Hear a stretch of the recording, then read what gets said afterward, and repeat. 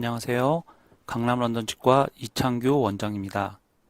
위턱 어금니 부위 임플란트를 할 때 고려해야 하는 것이 상악동 이식술, 상악동 거상술입니다.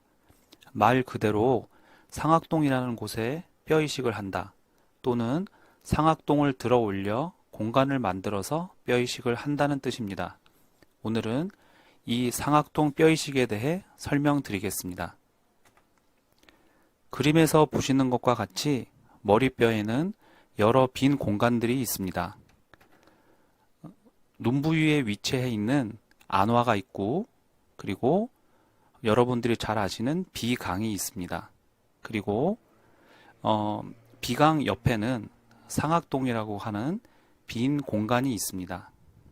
이 상악동은 작은 관으로 코와 연결이 되어 있고, 그냥 빈 공간이 아니라 안쪽에 슈나이더 멤브레인이 감싸고 있습니다. 이 사진은 옆면 사진인데요. 여기가 눈이 있는 안와이고 여기가 코가 있는 비강입니다. 그리고 그 사이에 위턱 어금니 부위 위쪽에 보면 상악동이라는 구조물이 있습니다.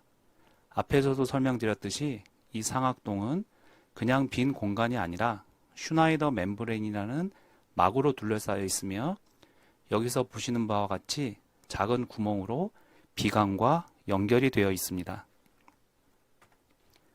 엑스레이에서 보시면 이와 같습니다.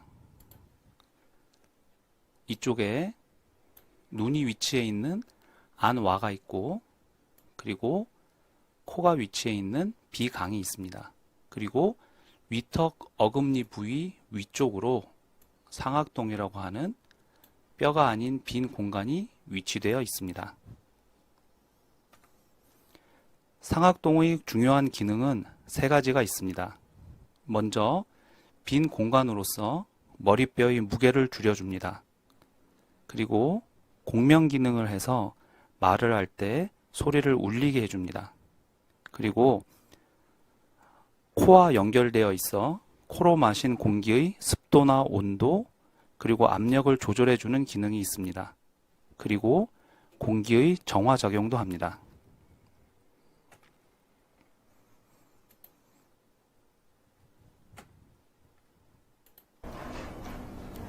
상악동에서 가장 중요한 구조물은 슈나이더 멤브레인이라고 하는데 상악동 안쪽을 감싸고 있는 얇은 막입니다.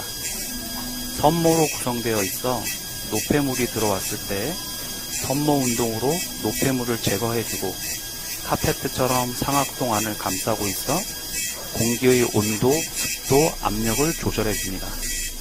이 막이 찢어지거나 섬모세포가 제 기능을 하지 못하면 노폐물이 제대로 제거되지 않아 고름과 염증이 생기게 되고 이런 상태를 축농증이라고 합니다. 슈나이더 멤브레인 설명 중에 웬 달걀이지? 하고 의아해하셨을 겁니다. 저희 치과의사들이 상악동 뼈 이식술을 처음에 연습할 때 달걀을 가지고 합니다. 달걀의 단단한 껍질 안에 달걀 흰자와 노른자가 있는 건 다들 잘 아실 겁니다. 그런데 그 사이에 막이 하나 있습니다. 그래서 단단한 달걀 껍질을 없애고 껍질에서 막을 분리하는 연습을 많이 합니다. 이때 막 안에 있는 내용물이 흘러나오게 되면 막이 손상을 입은 거니 실패하는 겁니다. 달걀 껍질이 상악동을 덮고 있는 뼈, 막이 슈나이더 멤브레인이라고 생각하는 겁니다. 이 동영상에서 보면 달걀 껍질이 상악동을 덮고 있는 뼈라고 가정해보고 뼈 이식을 위해서 상악동 뼈 이식을 위해서 달걀 껍질에 윈도우라고 하는 작은 구멍을 만들고 있는 과정입니다. 막이 찢어지지 않게 달걀 껍질을 조심스럽게 제거하면 속에 드디어 슈나이더 멤브레인이라고 하는 막이 보이기 시작합니다. 이 막을 찢어지지 않게 다양한 기구를 통해서 달걀 껍질에서 분리해내고 있습니다. 상악동 이식술을 위해서 달걀 껍질에서 저 막을 분리하면 시간이 갈수록 분리가 되면서 막이 흐물흐물해지게 됩니다. 네. 저렇게 상악동 이식술은 달걀 껍질에서 막을 분리해서 생기는 그 공간으로 뼈 이식을 하는 것과 비슷한 과정입니다. 상악동 뼈 이식술은 상악동 뼈에서 슈나이더 멤브레인을 분리시켜 그 사이에 뼈를 이식해서 임플란트를 심을 뼈를 증가시키는 과정입니다. 상악동 거상술을 할 때 가장 중요한 것은 슈나이더 멤브레인이 찢어지지 않게 잘 컨트롤하는 것입니다. 이 막이 찢어지면 이식한 뼈가 흩어져서 뼈 이식이 실패할 수도 있고 충동증이 생길 수도 있습니다. 만일 막이 찢어졌다면 인공 재료를 이용해서 막도 적절하게 잘 재생시켜 주어야 합니다. 이전의 동영상인 임플란트 뼈 이식에서 이미 설명드렸듯이 임플란트는 길고 굵은 것을 심을수록 성공률이 높습니다. 적어도 8에서 10mm 이상의 임플란트를 이식해야 하는데 위턱 어금니 부위에서 충분한 뼈가 없다면 상악동 이식술을 하게 됩니다. 상악동 뼈 이식술은 두 가지 방법이 있습니다. 측방 접근법과 치료정 접근법입니다. 치료정 접근법은 남아있는 뼈가 5mm 이상일 때 쓰는 방법으로 수술과 동시에 뼈 이식을 하게 됩니다. 임플란트 시술 시 임플란트를 위한 구멍을 만들게 되는데 그 구멍으로 뼈 이식을 하는 방법입니다. 동영상으로 설명드리겠습니다.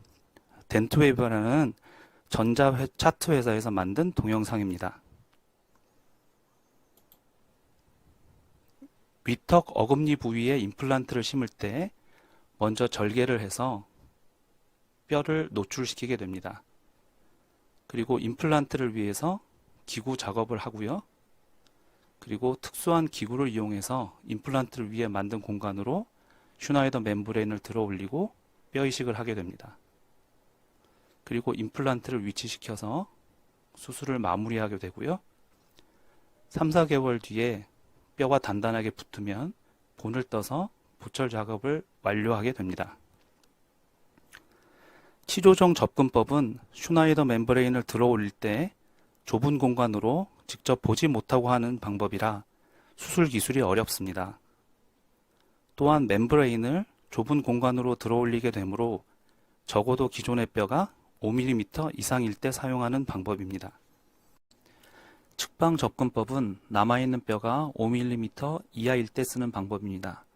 남아있는 뼈가 1, 2mm 이하라면 뼈 이식술을 먼저 하고 6개월 정도 기다려 임플란트 이식을 합니다. 남아있는 뼈가 1, 2mm보다는 많다면 상악동 이식술과 임플란트 이식을 같이 하게 됩니다. 엑스레이로 설명을 드리면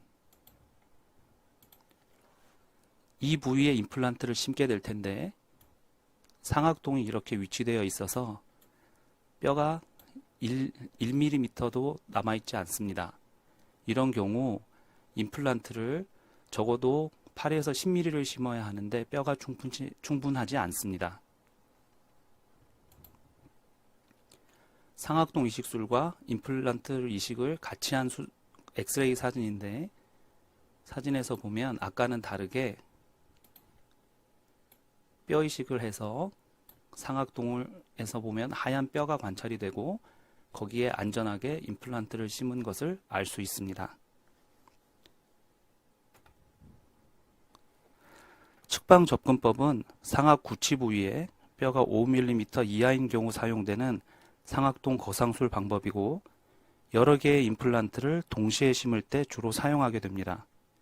광범위하고 안전하게 막을 들어 올릴 수 있고 수술 부위를 완전히 노출시켜 수술하므로 눈으로 직접 보면서 수술할 수 있습니다. 다만 수술이 커서 수술 후 치료정 접근법보다는 더 많이 붓고 불편한 단점이 있습니다. 그림으로 설명해 드리겠습니다. 그림과 같이 어금니 부위에 임플란트를 심을 때 뼈가 많이 남아있지 않고 대부분 상악동이라고 하는 빈 공간이 있습니다. 이 공간에 임플란트 성공을 보장할 만한 8에서 10mm 정도 되는 임플란트를 심을 수 없기에 상악동 뼈 이식술을 계획했습니다. 상악동 이식술을 위해 얼굴뼈 바깥쪽에 구멍을 뚫고 앞에서 설명드렸듯이 슈나이더 멤브레인을 뼈에 분리시켜 들어 올려서 공간을 만들어냅니다. 그리고 그 공간으로 뼈를 이식을 해서 결국 성공을 보장하는 길의 임플란트를 뇌뼈와 인공뼈의 도움을 받아서 성공적으로 이식을 하게 됩니다. 지금까지 상악동 뼈 이식술, 상악동 거상술에 대해 설명드렸습니다. 상악동의 위치와 기능에 대해 설명드렸고, 위턱 어금니 부위에 임플란트를 심을 때 중요하게 고려해야 할 구조물임을 설명드렸습니다. 길고 굵은 임플란트를 심기 위해 남아있는 뼈가 5mm 이상인 경우 치료정 접근법, 5mm 이하인 경우 측방 접근법으로 수술을 합니다. 각각의 방법을 쓰는 경우에 대해서도 설명드렸습니다. 마지막으로 언급할 것은 상악동 거상술은 어렵고 전문적인 뼈 이식술이라는 것입니다. 피할 수 있으면 피해야 하니 다양한 치료 계획에 대해 설명을 들으시고 치과 의사와 잘 상의하셔서 치료 계획을 세워야 합니다. 또한 구강 위생과 관리를 잘 해주어야 장기적으로 성공이 보장되니 정기 검진과 철저한 구강 위생은 아무리 강조해도 지나치지 않습니다. 지금까지 강남론던 치과 이창규 원장이었습니다. 감사합니다.